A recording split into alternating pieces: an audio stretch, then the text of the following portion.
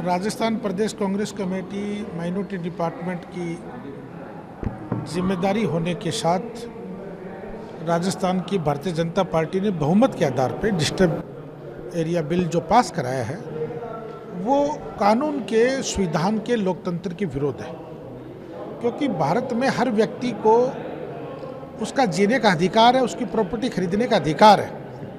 ऐसी एक स्थिति लाके खड़ी कर दी राजस्थान में। कहाँ नौबत आ गई। मेरा सीधा सीधा एक आरोप है कि राजस्थान की भाजपा सरकार हिंदू मुसलमानों के बीच में जो भाईचारा चल रहा है उसको ख़त्म करने का प्रयास किया जा रहा है। इसके विरोध में हमारे नेता प्रतिपक्ष सदन में नहीं थे, लेकिन हमारे पीसीसी चीफ कल मौजूद थे और उन्होंने चैलेंजिंग के साथ कहा कि ये भाईचारे को ख़त्म करने का बिल है। राजस्थान में 2028 में कांग्रेस की सरकार लौटेगी और इस बिल को हम ख़त्म करेंगे।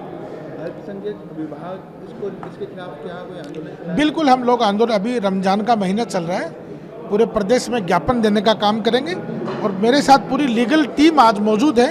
हम लोग इसको सुप्रीम कोर्ट में इसको चैलेंज करेंगे।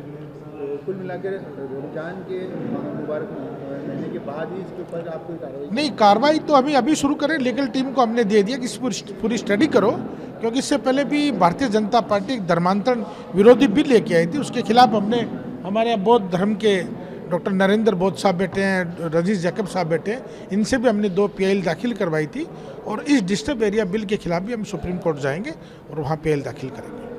आधार हमारा संवैधानिक अधिकार रहेगा, जो राइट टू प्रॉपर्टी है। ऑलरेडी इसके ऊपर बिल बने हुए हैं।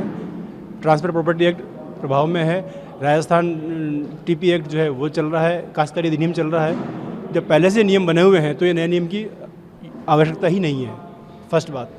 सेकंड बात इसमें आता है कि ये जो बनाया है इन्होंने बिल, ये पूरी तरह से एक धर्म विशेष को टारगेट करने की आशय से बनाया है।